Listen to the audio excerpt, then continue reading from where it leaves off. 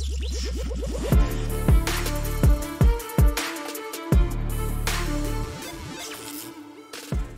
lot of Square Enix news to go over.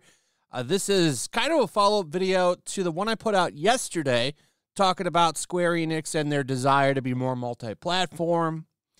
As you know, they have not been doing very well over the past couple of years. They had that Forspoken disaster. That game was a huge loss for them. Huge loss for them.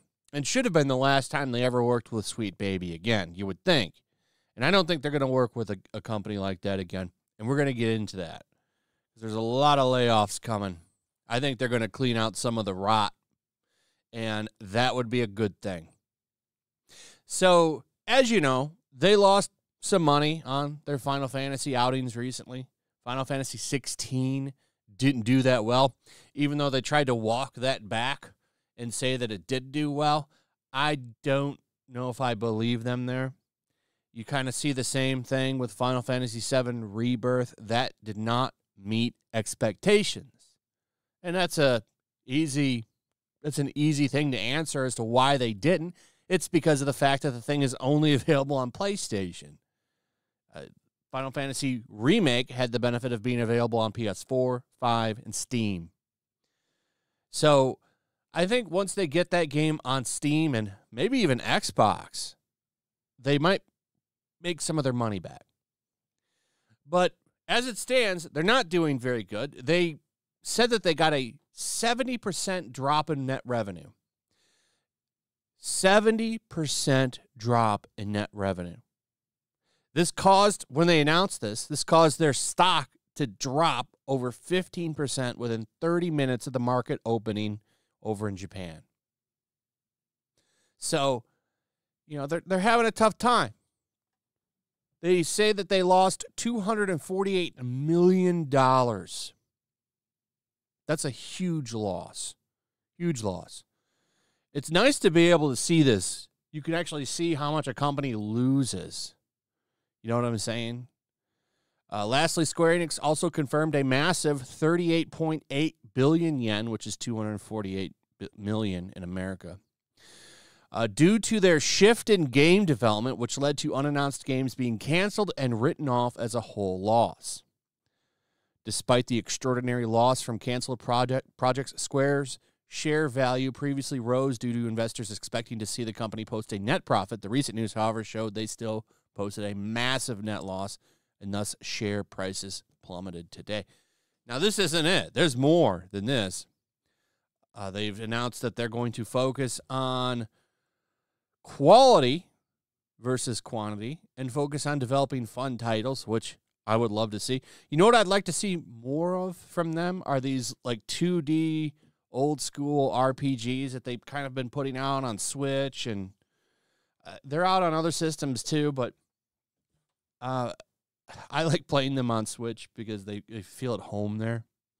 It's just me, but if I could see more of that, that would be great, because those games, not only are they fun, they're also cheap to make.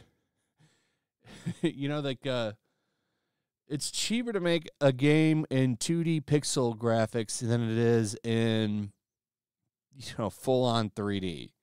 I think that's pretty obvious. But they are going to shift from quantity to quality, and I think that's a good move. That's a good move. Let's do more of that. And I'd like to see Square rebound. I have a lot of fond memories with Square. I think a lot of people do. They've made in my opinion, some of the greatest games of all time.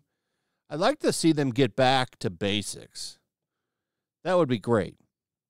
But this is the article that made me kind of excited. Square Enix makes cuts to U.S. and European teams as part of new plan to rebuild overseas business divisions from the ground up. Now, one of the biggest problems in gaming right now, in my opinion, is that it's all about the Western market. And because of that, because the Western market is so big, a lot of these companies, they're changing their mindsets from how they started. So, like Square Enix, obviously a Japanese studio.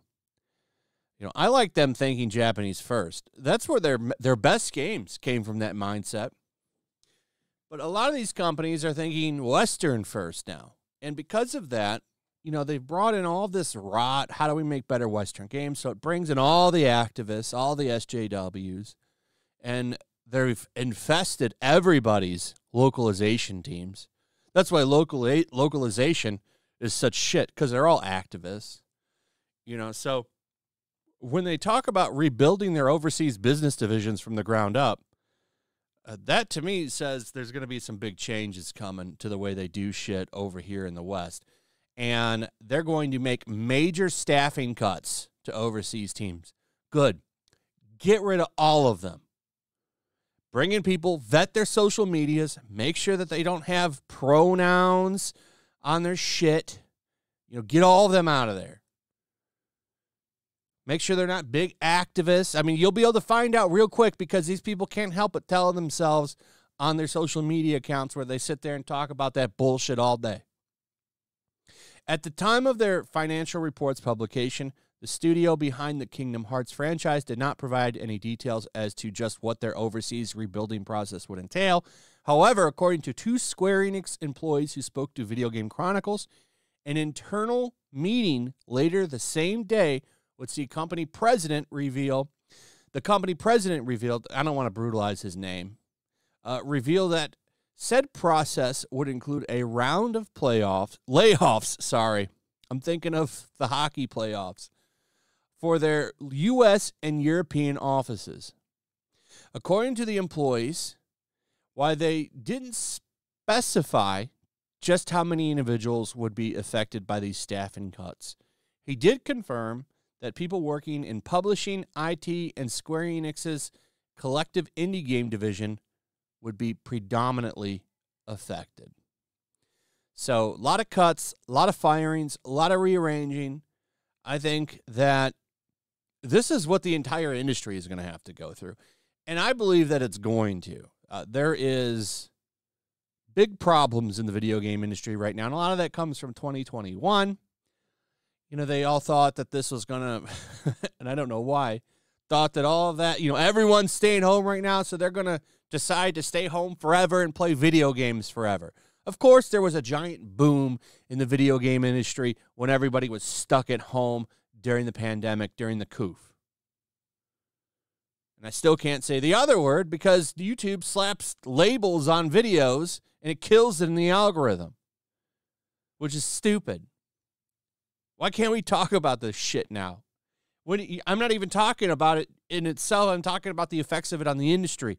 But whatever. You know, what a bunch of idiots. Short-term thinking. So now they're all out there and they have to figure out how to go back to what it was like before 2021, which is such short-sightedness. Such short-sighted idiots in positions of power in all these companies. It's wild. So they have to go back now, and they've got to make changes. And it's not just Square that's going to go through this. They're all going to go through this. And once all of them hit rock bottom, I think they'll get rid of a lot of their fat. They'll get rid of a lot of their activists. And maybe we can get back to getting some really good entertainment again. That would be fantastic. That would be fantastic. Get rid of the Manly Janes, the Larry Croft that they're trying to give us now. Get rid of all of them. We can get back to the good days of gaming. Anyway, that's pretty much it. Let me know what you guys think about all of this in the comments below. Also, if you would please like, subscribe, share the video.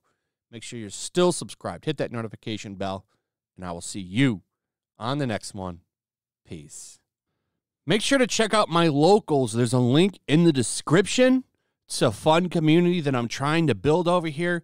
If you don't want to support me on YouTube, you can come over here. None of that money goes to YouTube.